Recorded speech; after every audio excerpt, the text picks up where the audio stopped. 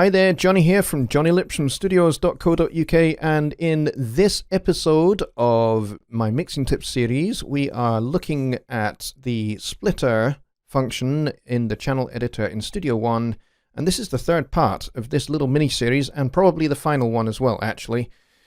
So we are looking at the frequency split function within the splitter. It is awesome. It is so powerful. It is amazing.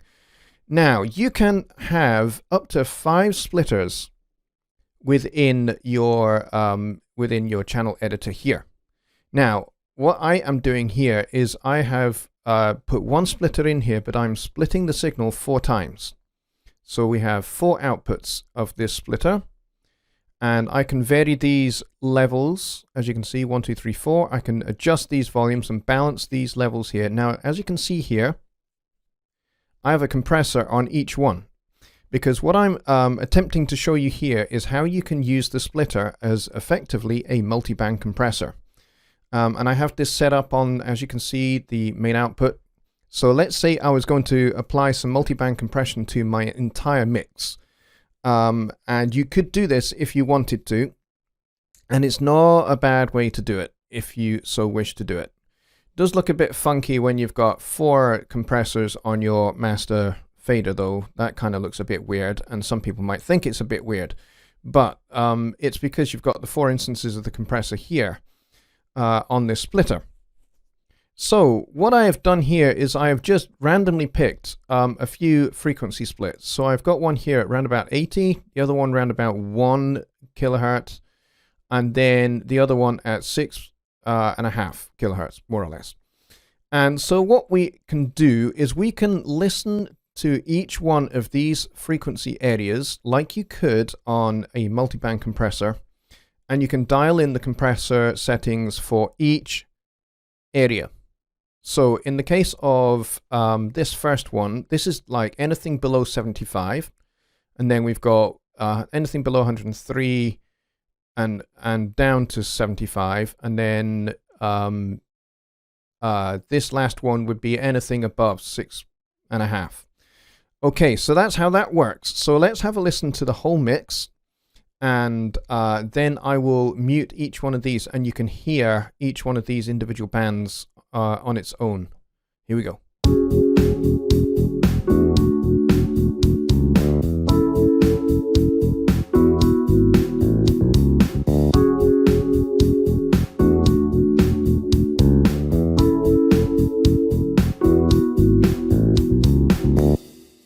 All right, so what I'm going to do now is I'm going to mute each one of these outputs over here, and I'll start with them all off, and then I will introduce one at a time. So let's tick these 4 boxes, and you will find that you hear this. Yes, you hear literally nothing, which is a little bit weird to start with, but let's turn the first one, let's unmute the first one.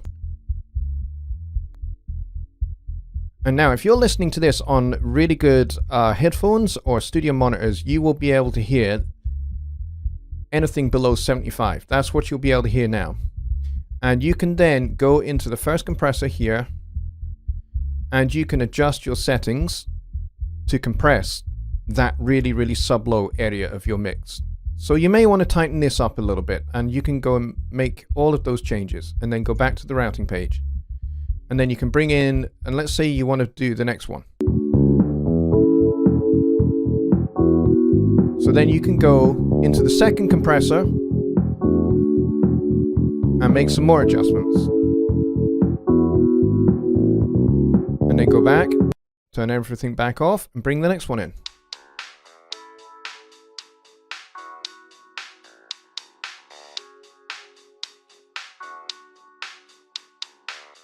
Okay, and then you do the same, make some adjustments on that compressor, go back, and then let's do the ultimate highs.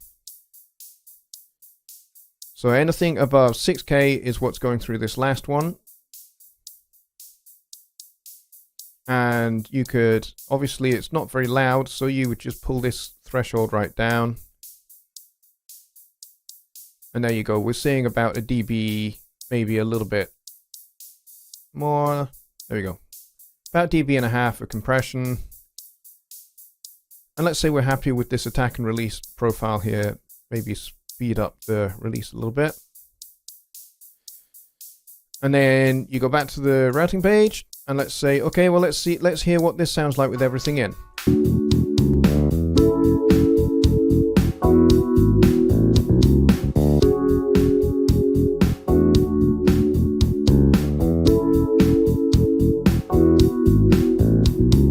And let's say we're really happy with that. And that's how we want to do this. Now, you can do this with compressors, you can do this with EQs. So you can EQ a specific band if you want to.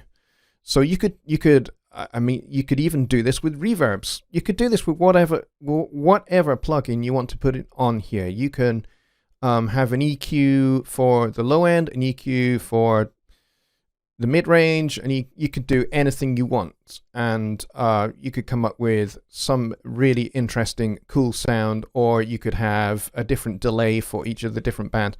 Whatever you want to do, however creative you want to be. Now, I'm not recommending that you would have different reverbs and different delays for different frequency areas of your mix, but it is something you could do if you wanted to and the circumstance required it. Let's say some particular sound design circumstance requires that you do something weird like that, then that would work.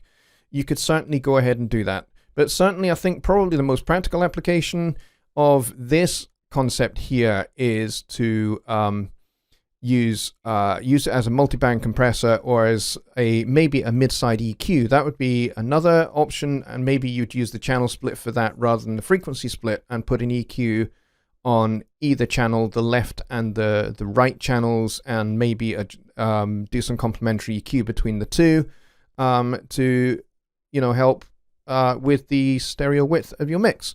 So those are some other applications there that you might think about. But certainly this one here, this is how you can use the splitter to create a multi-band compressor. If you don't have one. Now, as it happens, there is a multiband compressor that comes native with Studio One, but one thing I don't think it does do is I don't think you can individually solo each band. So this would be one way, excuse me, this would be one way to certainly be able to do that. All right, so there we have it. I hope you have enjoyed this little miniature 3-part look at the splitter series, the splitter function, I should say. If you've enjoyed this little series, then please do hit the like button. And if you are not a subscriber to my channel, then please hit the subscribe button and hit the notification bell. That way you'll be notified as to when I put out my videos, and also my Sunday night live show, which is at 6 p.m. Central Time, which is midnight in the UK or 1 a.m. in Central Europe. If you would love to come and join me, I would love to have you on my show, and you can ask all of your Studio One and music production and songwriting and music history, music theory related questions. I cover all of those subject areas, so if you're interested in that, then please do hit that notification bell and you will be able to get notified about that. Also, please do go over to JonnyLipshamStudios.co.uk and hit the red Get My Free Course Now button. If you hit that button, you will not only get my free compression series, video series, but you will also get a brand new set of multi-track files that you can use to practice your compression skills, or even just to do a mix of that song if you so wish. And you can put it in your portfolio to attract clients if you want as well. I'm happy for you to do that. Just credit me as the artist because it is my song, and I'm happy for you to go ahead and do that. So with all of that said, I will see you in the next video. Bye for now.